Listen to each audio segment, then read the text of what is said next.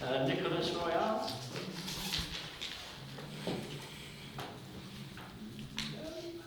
Okay. Lena.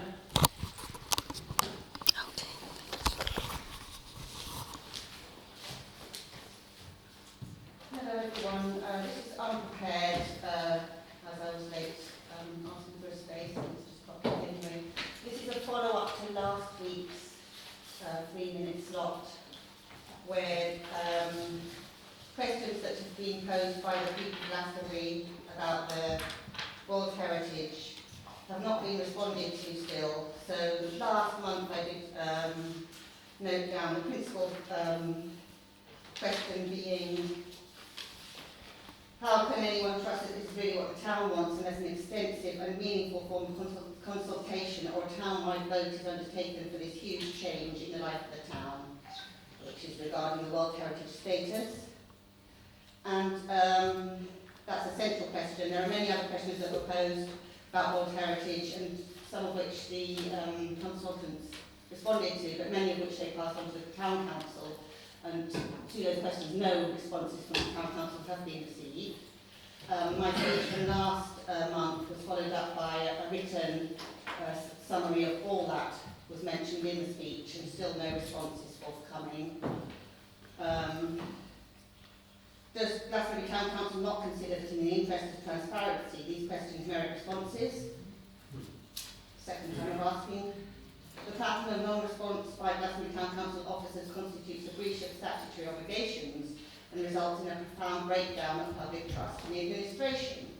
Local authorities are bound by clear statutory frameworks, including but not limited to the Local Government Act of 72, requiring transparency, open conduct of public business and accessible records. The Localism Act of 2011 supports transparency and community engagement in local governments. The NOMA principles, which we all have repeatedly been repeating, binding on all public office holders to openness, accountability and integrity. Persistent failure to meet these obligations is therefore not merely an administrative delay, it represents a serious failure of governance, a disregard for statutory law, a breach of lawful rights of the people of the town to information, participation and transparent decision making. So this is just basically a reminder about, this was stated last month as well, at a quite rapid rate because there's only 3 minutes to speak, and was then passed on to Connor with everything printed out, with all the questions that have been posed to the council printed out as an attachment, and Connor asked to share it with all the councillors, so you should have all had that, but I know that your time is limited and you don't have time to look at things, but it does appear to be extremely pressing and would be to the advantage of the council if they wish to have a better rapport with the public. On top of that, freedom of information request was passed on to Connor with a certain number, I think it's 20 days to respond, no response to that either. So I don't know what's going on in the council, but it appears that certain issues of communication, certainly above all, need to be addressed. Thank you for listening. Thank you. Next is Susanna with Training. Hi, yeah, I want to give you an update on the Glastonbury Train bus pilot.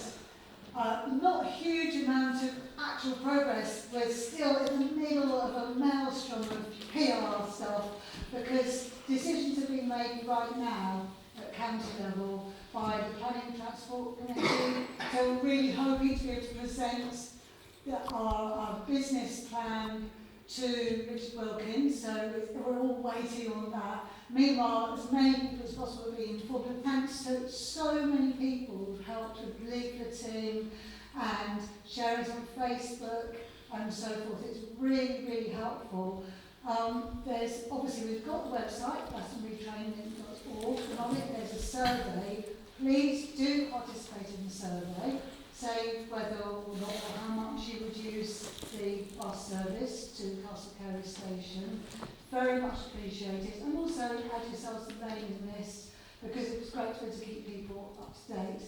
And the other thing I want to say is thank you so much for the fact that Glastonbury Town Council has pledged the first 14,000 towards it, which is absolutely brilliant. It's really helped us to gain the credibility of other parish councils, and it really underlies a lot of our grant applications, the fact that we've got this.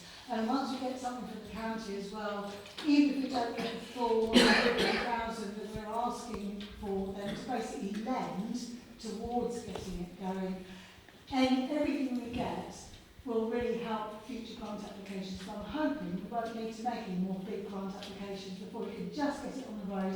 It'd be great to get it on the road for this summer. So thank you very Thanks, much. Susan. Okay,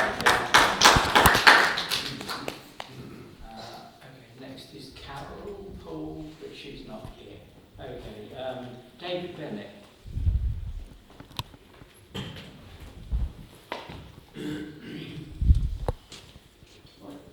Thank you for seeing me on short notice. I've been for a few months, members of the Mortar Community have been targeted. We sympathise with the council that they are taking a fair approach when dealing with our community. But as a result of previous campaigns such as Fight the Caravans and Vandalisers Are Not Welcome, where we were criminalised as illegal encampments when we are unauthorised encampments and the law allows us to do what we do, we are witness to cause and effect. The people who supported these campaigns now feel they do not have a voice and are taking frustration into action.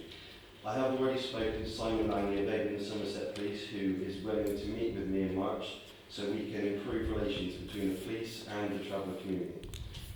Can I count on my councillors to support